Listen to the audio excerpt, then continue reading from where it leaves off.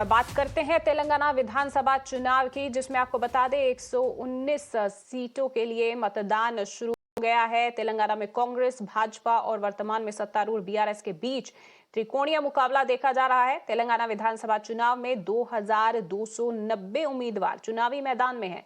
वे अपनी किस्मत आजमा रहे हैं और तेलंगाना चुनाव में सबसे चर्चित सीट की अगर बात की जाए तो गजवेल विधानसभा क्षेत्र से बीजेपी के अध्यक्ष इटाला राजेंद्र चुनाव लड़ रहे हैं। वहीं कामारेड्डी निर्वाचन क्षेत्र से सीएम केसीआर चुनाव लड़ रहे हैं, जहां उनका मुकाबला कांग्रेस के प्रदेश अध्यक्ष रेवंत रेड्डी से है। आपको बता दें कि सीएम केसीआर 2 सीटों से 2 कॉन्स्टिट्यूएंसी से चुनाव लड़ रहे हैं।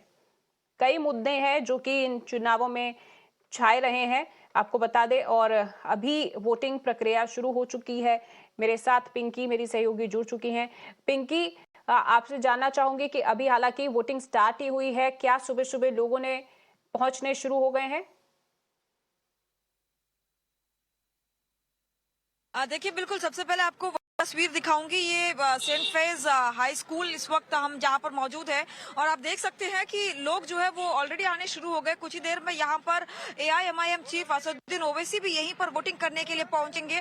और फिलहाल आप देख सकते हैं सुबह सुबह जो है लोग यहां पर अपने मताधिकार का इस्तेमाल करने के लिए पहुंच चुके हैं। बहुत ही दिलचस्प मुकाबला जो है तेलंगाना का इस बार का कहा जा सकता है, जहां त्रिकोणीय मुकाबला है। तो एआईएमआईएम जो है वो केवल 9 सीटों पर चुनाव लड़ रही है। सीधे तौर पर अगर केसीआर और साथ ही बीजेपी नेता इटाला राजेंद्र की अगर बात करें और कांग्रेस के अगर बात करें रेड्डी की, तो सीधे तौर पर तीनों जो है 2-2 सीटों पर चुनाव लड़ रहे हैं। यानी बहुत ज्यादा दिलचस्प इसलिए हो जाता क्योंकि जिस तरह का मुकाबला इस वक्त देख रहे हैं, केसीआर जो कि तीसरी बार कंटिन्यूअसली मुख्यमंत्री बनने की कोशिश में जुटे हुए, तो कांग्रेस को लगता है कि सरकार के खिलाफ जो एंटी इनकम्बेंसी है उसका फायदा जो कांग्रेस को पहुंचेगा।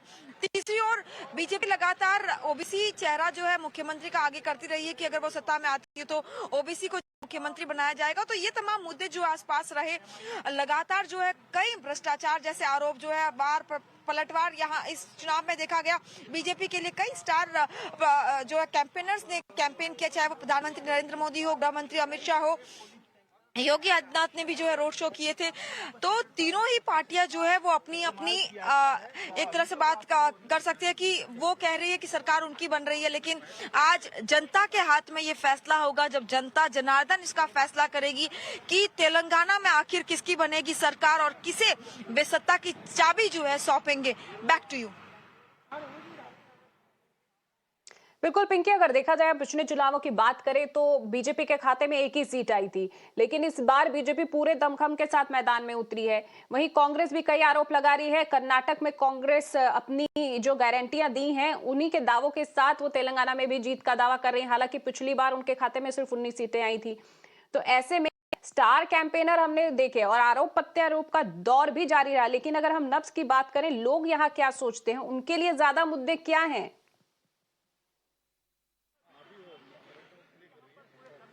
देखिए, अगर लोगों की जहां तक बात करें तो उन्हें यही है कि वे सिर्फ तेलंगाना में जो है डेवलपमेंट की तरफ देखते हैं। तमाम आरोप जिस तरह से लगे उन सभी को साइडलाइन कर सिर्फ जनता का यही कहना है कि तेलंगाना के लोगों का जो भला करेगा वोट उन्हें मिलेगा। हमने कई वोटर से बात की है सुबह सुबह जो यहाँ पर मतदान केंद्र में भी लगे, उनसे बात की। उनका यही मुद्दा है कि जो भी यहाँ पहुंच रहा है वो अपने वेलफेयर अपने डेवलपमेंट को लेकर पोलिंग बूथ पर पहुंच रहा है। और यही कारण है कि तेलंगाना का इस बार का चुनाव जो है काफी दिलचस्प इसलिए भी हो जाता है कि जिस तरह से कांग्रेस जो अपनी गारंटीज को कर्नाटका का एग्जाम्पल देकर जिस तरह से आगे कर रही है, तो वहीं बीजेपी जो है वो अपनी बातें कर रही है। और यही कारण है कि केसीआर की साख जो है ये कह सकते हैं इस वक्त दांव पर लगी हुई है, क्योंकि केसीआर जो लगातार तेलंगाना का जो मूवमेंट हुआ था उसमें खुद को एक तरह से उसका हीरो प्रेजेंट करते रहे हैं। वहीं उसी पर कहीं ना कहीं कांग्रेस भी लगातार सवाल उठाती रही है।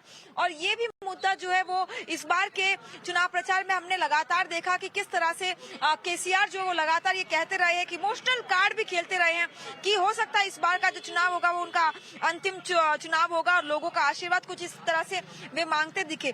तो उनका ये इमोशनल कार्ड जो है इस एंटी इनकम्बेंसी के बीच लोगों के बीच कितना कारगर साबित होगा ये देखना दिलचस्प होगा जब 3 तारीख को इसके नतीजे आएंगे।